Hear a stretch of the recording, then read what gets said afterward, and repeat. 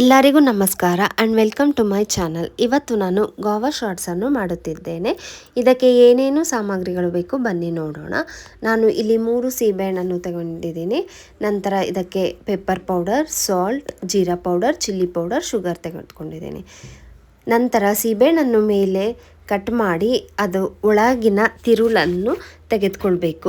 ನಾನು ಇಲ್ಲಿ spoon use ಮಾಡಿ ನಿಧಾನವಾಗಿ ಒಳಗಿರುವ ತಿರುಳನ್ನು ತೆಗೆದುಕೊಳ್ತಾ ಇದ್ದೀನಿ. ಎಲ್ಲ ಸೀಬೆಹಣ್ಣಿನ ತಿರುಳನ್ನು ತೆಗೆದುಕೊಂಡು ಇಟ್ಕೊತಾ ಇದ್ದೀನಿ.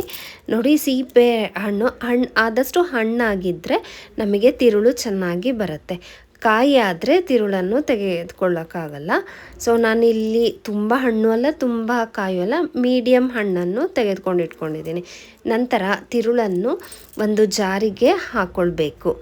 ಎಲ್ಲ ತಿರುಳನ್ನು ಜಾರಿಗೆ ಹಾಕ್ಕೊಂಡು ಮಸಾಲೆಗಳಿಟ್ಕೊಂಡಿದ್ವಲ್ಲ, ಆ ಮಸಾಲೆ ಎಲ್ಲ ಕೂಡ ಈ ಜಾರೊಳಗೆ ಹಾಕ್ಕೊಳ್ಬೇಕು. ಎಲ್ಲ ಮಸಾಲೆಯನ್ನು ಸೇರಿಸಿ ನಂತರ ಇದಕ್ಕೆ ಬೇಕಾಗುವಷ್ಟು ನೀರನ್ನು ಸೇರಿಸ್ಕೊಳ್ಬೇಕು. ನೀರನ್ನು ಸೇರಿಸಿ ಗ್ರೈಂಡ್ ಮಾಡಿಕೊಳ್ಬೇಕು. ನೋಡಿ, ಗ್ರೈಂಡ್ ಮಾಡಿದ ನಂತರ ಯಾವ ರೀತಿಯಾಗಿ ಪೇಸ್ಟ್ ಆಗಿದೆ. ಸೀಬೆಹಣ್ಣು ತಿರುಳಿನ ಪೇಸ್ಟ್ ರೆಡಿಯಾಗಿದೆ.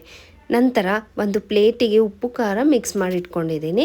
ಸೀಬೆಹಣ್ಣನ್ನು ಆ ಉಪ್ಪು ಖಾರಕ್ಕೆ ಡಿಪ್ ಮಾಡಬೇಕು. 3 ಸೀಬೆಹಣ್ಣು ಕೂಡ ಡಿಪ್ ಮಾಡ್ಕೊಳ್ತಾ ಇದ್ದೀನಿ. ನಿಮಗೆ ಖಾರ ಬೇಡ ಅಂತಂದರೆ ಸ್ವಲ್ಪ ಖಾರದ ಪುಡಿಯನ್ನು ಕಮ್ಮಿ ಮಾಡ್ಕೊಳ್ಬೋದು. ನಂತರ ಒಂದೊಂದೇ ಸೀಬೆಹಣ್ಣಿಗೆ ಈ ತಿರುಳಿನ ಪೇಸ್ಟನ್ನು ಫಿಲ್ ಮಾಡ್ಕೊಳ್ತಾ ಇದ್ದೀನಿ. ನೋಡಿ, ಈ ರೀತಿಯಾಗಿ ಸೀಬೆಹಣ್ಣಿನ ಒಳಗೆ ಸೀಬೆಹಣ್ಣಿನ ತಿರುಳಿನ ಪೇಸ್ಟನ್ನು ಎಲ್ಲ ಸೀಬೆಹಣ್ಣಿಗೂ ಫಿಲ್ ಮಾಡ್ಕೊಳ್ತಾ ಇದ್ದೀನಿ. ಇದು ತುಂಬ ರುಚಿಯಾಗಿರುತ್ತೆ. ಮಕ್ಕಳಿಗಂತೂ ತುಂಬ ಇಷ್ಟ ಆಗುತ್ತೆ.